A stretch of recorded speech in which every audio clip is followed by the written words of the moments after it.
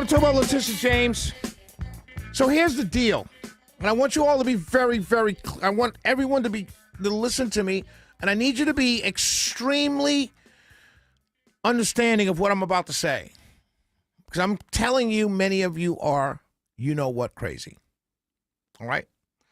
Letitia James is the Attorney General for New York. When she was running for office, she said on a campaign trail, she said specifically, I'm going to go after Donald Trump and he's going to go to jail.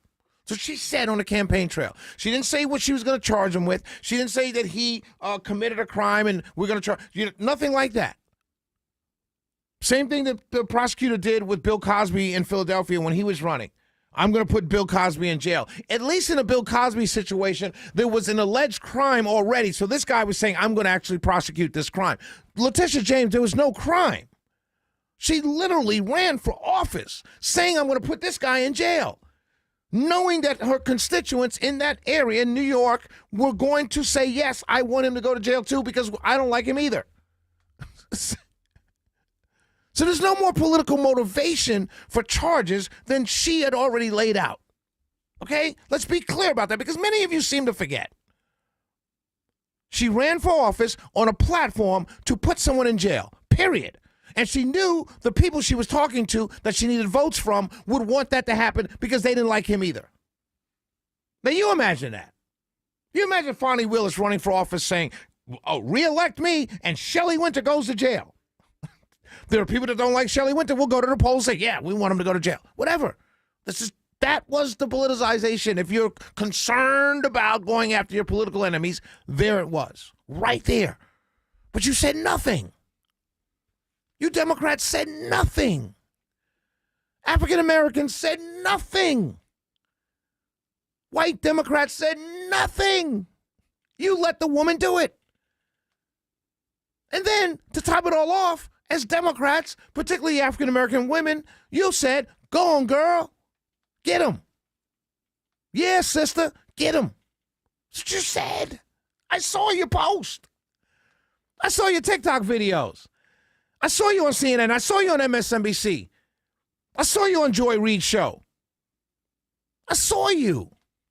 Loud and clearly, I saw you. The woman ran on putting someone in jail for crimes she had not yet charged nor investigated. The voters said, yeah, do that. We're going to vote for you. The media said, yeah, do that. We're going to support you. And then when you won and sought to find charges, everyone said, yay, we support you. And then you charge them with something that's really never been charged before. That's how, when you talk about politics, that's how crazy it is. And then the people that wanted to see this happen said, yeah, you're a 36 account felon. Huh?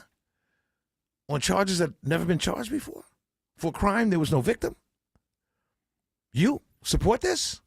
I know you did because I watched you on CNN. I watched you on MSNBC. I watched you on TikTok. I watched you on Instagram. I watched you on Twitter. I watched you Democrats all across the board, white, black, everything in the middle. I watched you support this woman going after the President of the United States or a former President of the United States on charges that had never been charged before, 36 times repeated, and you said nothing. You cheered for it. You said, yeah. Black girl magic. Yeah, sister, get him. The white prosecutors didn't want to charge it. They didn't touch it, so she did. Biden administration, yeah, go do that. Get him, get him, get him, get him, get him. So he doesn't run again. She did. Now he wins. He runs, he wins. Now he's there. He's got his own DOJ. Now you're sitting out there. And you are, you know what, out. You are out. Because you uncovered, you're unprotected, and you're by yourself. The community's not rallying around you because they have nothing to rally around you about. They may jump up and down and say, oh, it's a black woman, he hates black women. Yeah, you can say that if you want to, but you know you're making it up because she went after him first. So you know you sound shrill. You know you sound like children. But you're going to do it anyway. I get it. It's what you're ordered to do by the people who order you to do things, even though it doesn't make any sense when you do it, but you do it anyway. But it still doesn't make any sense. Now she's out there by herself. Much like Marilyn was. You know Marilyn, that they forced to go after Freddie Gray, failed, and now she's out there. COVID funds and everything. Nobody tried to help her after she got charged with stuff. The same thing's going to happen to Letitia James. And here's why I bring all of this up at the end of the show.